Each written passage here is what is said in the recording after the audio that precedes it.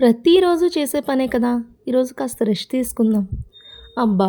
రోజు ఇదే పని చేయాలా? నా వల్ల కాదు. ఇంకా ఈరోజంతా రెస్ట్‌లోనే ఉండాలి.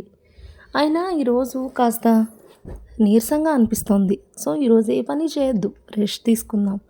ఏదోలా అయితే ఆఫీస్‌కెళ్ళే వాళ్ళని పంపించేసి, మనమైతే డే అంతా రెస్ట్‌లోనే ఉండాలి. సో, ఇలా మీరు కూడా చాలా సార్లు అనుకుని ఉంటారు కదండీ! So, hello everyone, welcome to Brinda's world. So, ఈరోజైతే ద మోస్ట్ లేజియస్ట్ డే అనమాట నాది. సో, మార్నింగ్ లేవడం అయితే 6:30కే లేచాను. కానీ లేజినెస్సే నాతో పాటు లేచింది. సో, కాబట్టి అసలు ఏ పని చేయబుద్ధి కాలేదు. సో, ఆఫీస్‌కెళ్ళే వాళ్ళైతే వెళ్ళాలి కదండీ! నేను లేజీగా ఉన్నానని వాళ్ళకి హాలిడే ఉండదు కాబట్టి వాళ్ళ కోసం టిఫిను, జ్యూసు, బాక్సులు ఇవన్నీ ఏదోలాగా అలాగే లేజీగా చేసేసి వాళ్ళని పంపించేసిన తర్వాత మా పాపతో చాలా సేపు స్పెండ్ చేశాను. ఏంటో ఖాళీగానే ఉన్నాను కానీ ఏ పని చేయాలనిపించలేదు. అసలు లేజియర్ అసలు ఏ వర్డ్స్ ఉంటే ద మోస్ట్ లేజియస్ట్ అనమాట. సో, అంత లేజీ డే ఇది. సో, అసలు ఏం చేయాలి? ఎందుకు చేయాలి పని? నేనే ఎందుకు చేయాలి? అనే ఒక ఇదొచ్చేసిందనమాట. ఈ రోజంతా నేనే రెస్ట్ తీసుకోవాలి. అసలు ఏ పని చేయొద్దు అనిపించింది. సో, ఇంకేంటంటే మార్నింగే కర్రీస్ కుకింగ్ అయిపోతుంది కాబట్టి, సో, ఇంకా మధ్యాహ్నం కదా రైస్ తినేది. ఇప్పుడేం పనుందిలే అని చెప్పి ఇంకా లేజీగా అసలు అలా ఫోన్ చూస్తూనే ఉన్నాను. మా పాపతో వీడియోస్ చేస్తూ, మా పాపని ఆడిపిస్తూ, మా పాపతో అలా స్పెండ్ చేస్తూ ఉన్నాను. సో, ఇంకా అలా నడిచిపోయిందనమాట ఈ రోజంతా. సో, ఎందుకురా బాబు రోజు పనులు చేయాలి, రోజు బట్టలు ఉతకాలి, రోజు గిన్నెలు తోమాలి, రోజు చేయాలి అనిపిస్తుంది కదండీ ఒక్కొక్కసారి. సో, ఏంటంటే ఈ లేజీనెస్ ఎలా ఉంటుందంటే మార్నింగ్ లేవగానే మనము ఫిక్స్ అయిపోతాం కదా! ఈరోజు నీరసంగా ఉంది, ఈరోజు లేజీగా ఉంది, ఈరోజు చాలా పనులున్నాయంటే ముందే లేజీనెస్ వచ్చేస్తుంది. సో, మా పాప అయితే ఇలా ఆడుకుంటూ ఉందనమాట. పౌడర్ కింద వేసేసి ఆడుతుంది. సో, తనతో అయితే చాలా సేపు ఆడాను నేను. సో, ఈ పౌడర్ అంతా రాసేసుకొని తనొచ్చి బూ అంటూ ఉందనమాట. సో, ఈ వీడియో అయితే నేను షార్ట్‌లో పోస్ట్ చేశానండి. అందరూ చూడండి. సో, అగైన్ లేజియస్ట్ డే కోసం మాట్లాడుకుంటే, సో, మీకు కూడా ఇలా లేజీగా ఉంటుందా? రోజు మార్నింగ్ లేవగానే మనమే పనులు చేయాలి, మనమే టిఫిన్ చేయాలి, మనమే కుక్ చేయాలి, మనమే క్లీన్ చేయాలి, మనమే మాప్ చేయాలి, మనమే బట్టలు ఉతకాలి. సో, ఇలా చాలా క్వెషన్ మార్క్స్ ఉంటాయి కదండీ! సో, మనల్ని మనం మోటివేట్ చేసుకుంటూ ఉండాలి.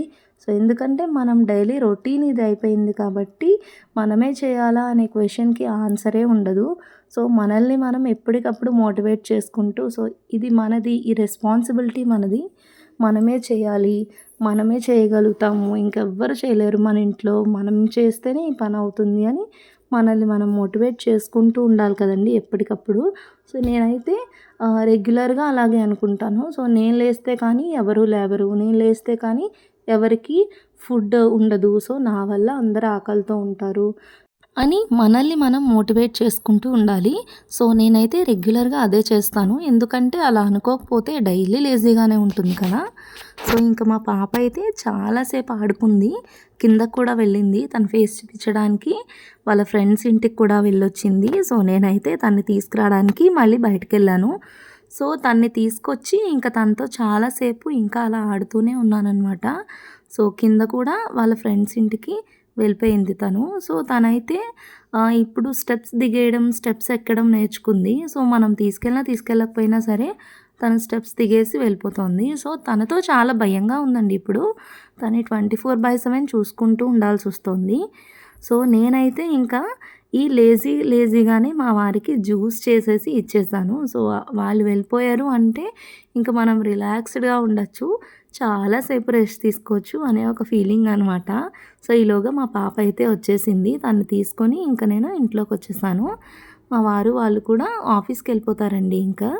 వాళ్ళు ఆఫీస్‌కెళ్ళిపోయాక మా ఇల్లు చూసారా ఎలా ఉందో అసలు మార్నింగ్ నుంచి కుకింగ్, క్లీనింగు ఏమీ లేదు. కుకింగ్ అయిన తర్వాత ఇల్లంతా ఇలా తయారైంది. సో, నా పనికి తోడు మా పాప పౌడర్ అది కూడా పోసింది కదండీ! సో, అలా ఉందనమాట.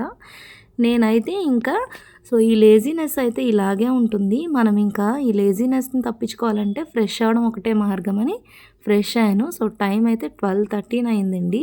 సో, ఈ మధ్య కాలంలో ఎప్పుడూ 12:13 అయ్యే వరకు క్లీనింగ్ ఏమీ లేకుండా అయితే లేను. సో, ఇది చాలా రోజుల తర్వాత ఇలా జరిగింది. సో, ఎందుకంటే 2 మంత్స్ నుంచి అత్తయ్య వాళ్ళు ఉండడము. సో, వాళ్ళతో టైం పాస్ అయిపోయింది. పనులు కూడా ఆడుతూ, పాడుతూ జరిగిపోయాయన్నమాట. సో, ఎవరూ లేకపోతే మనకి లోన్‌లీ ఫీలింగ్ వచ్చేస్తుంది కదా! సో, ఇంకా లేజీగా అనిపిస్తుంది. అబ్బా! చేద్దాంలే మననెవరు అడుగుతారు, చేద్దాంలే ఇంకా మళ్ళీ వాళ్ళు లంచ్‌కొచ్చే వరకు మనం ఖాళీయే కదా! వాళ్ళొచ్చేటప్పటికి చేసుకుందాంలే అనే ఫీలింగ్స్ అయితే వచ్చేస్తాయండి. నాకైతే అలాగే అనిపించింది ఈరోజు మోస్ట్‌లీ. సో, అలా అనిపించిందని చెప్పి ఇంక అలా వదిలేసాను కదా! మళ్ళీ సడెన్‌గా ఈ వర్క్ అంతా చూస్తే ఏమనిపించిందంటే, అయ్య బాబోయ్! మళ్ళీ ఈ వర్క్ అంతా ఇలాగే ఉండిపోతే ఈవినింగ్ చేసినా, రేపు పొద్దున్న చేసినా మనమే చేయాలి. ఇంకెవ్వరు వచ్చి చేయరు కదా! సో, ఇంకప్పుడు డబుల్, త్రిబుల్ వర్క్స్ అయితే చేయలేము. సో, ఇంకా ఇప్పుడే ఈ క్లీనింగ్ అంతా కంప్లీట్ చేసేసుకుంటే ప్రశాంతంగా ఉంటుంది అనిపించిందండి నాకు.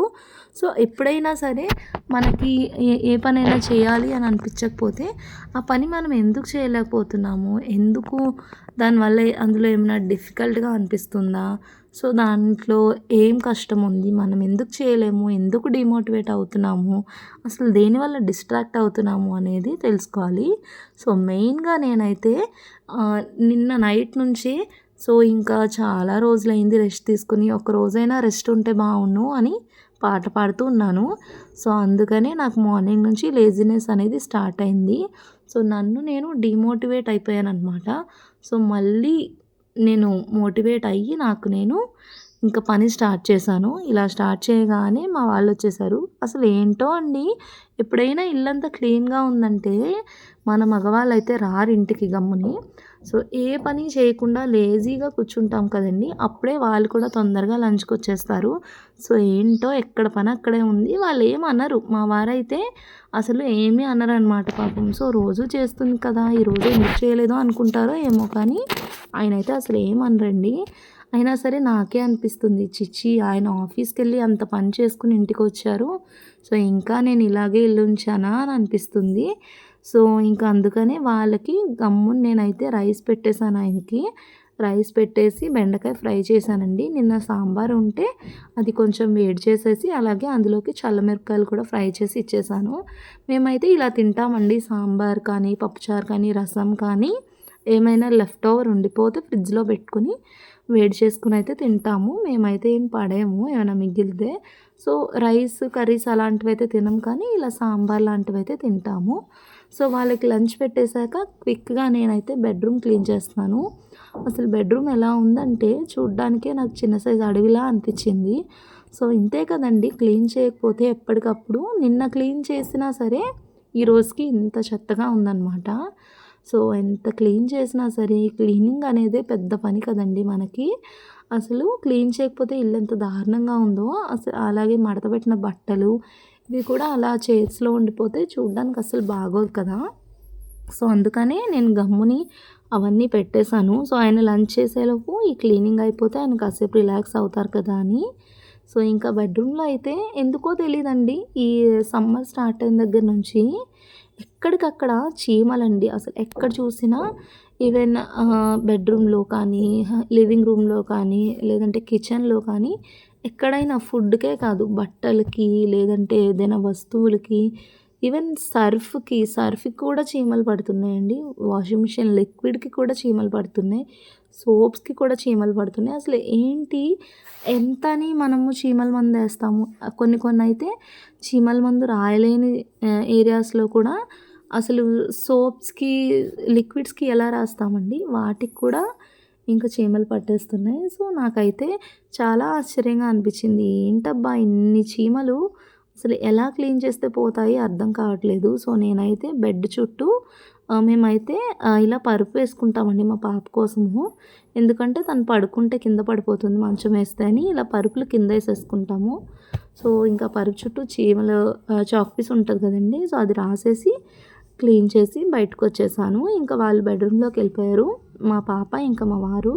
ఇంకా హాల్ ఇంకా ఇది చెప్పక్కర్లేదండి. హాల్‌లో ఎంత చెత్త అంటే ఇంక ఎన్ని సార్లు తీసినా ఇంకా తీయాల్సిన బొమ్మలు, ఎక్కడికక్కడే యూజ్ చేసి పడేసే వస్తువులు, అసలు ఇలా చేస్తూ చెప్తూ పోతే చాలా ఉంటాయండి క్లీనింగ్‌లో. అసలు ఎంత క్లీన్ చేసినా సరే ఇంకా క్లీనింగ్ కంటిన్యూ అవుతూనే ఉంటుంది ఇక్కడ ఈ హాల్‌లో అయితే.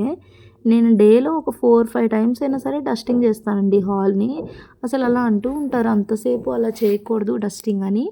సో అలా చేయకూడదు కదా అని వదిలేస్తే ఏమవుతుందంటే ఏదైనా ఒక చిన్న వస్తువు కింద పడిపోయినా, ఏదైనా ఫుడ్ పార్టికల్ ఉండిపోయినా దానికైతే చీమలు పట్టేస్తున్నాయి. సో అలా చీమలు పడితే మళ్ళీ మా పాపకు కుడతాయి కదా అని ఇంకా సరేలే, ఇంకా మన పాప కన్నా ఏది ఇంపార్టెంటు, చీమలు కుడితే మళ్ళీ తనకి ఇబ్బంది కదా అని చెప్పి నేనైతే అస్తమాటు డస్టింగ్ చేస్తాను. అస్తమాటు డస్టింగ్ చేసినా సరే ఈరోజు మార్నింగ్ నుంచి చేయలేదు కదా, సో ఇంత దారుణంగా ఉందనమాట. నేనైతే కిచెన్ అయితే పొద్దున్నే డస్టింగ్ చేసి కుకింగ్ స్టార్ట్ చేశాను. నాకేంటో అలవాటు మార్నింగ్ టీ పెట్టే ముందే ఒక్కసారి కిచెన్ తుడిచేసుకుంటాననమాట. ఎందుకంటే అలా అంటారు కదా, కిచెన్ క్లీన్ చేయకుండా కుకింగ్ అనేది స్టార్ట్ చేయకూడదు అంటారు. సో నాకైతే అలా అలవాటు అనమాట.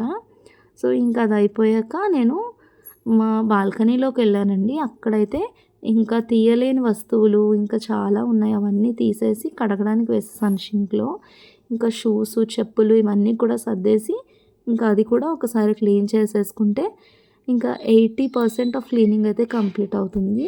సో ఎందుకంటే ఎప్పుడైనా ఇలాగా మనకి క్లీన్ చేయాలి అని అనిపించినప్పుడు మనము క్లీన్గా ఉంటే హౌస్ ఎలా ఉంటుంది, ఇంత ఇంత చెత్తగా ఉంది కదా, క్లీన్ చేసాక మన ఇల్లు ఎలా ఉంటుంది అని మనం ఒకసారి ఊహించుకుంటే అప్పుడు అనిపిస్తుంది అనమాట.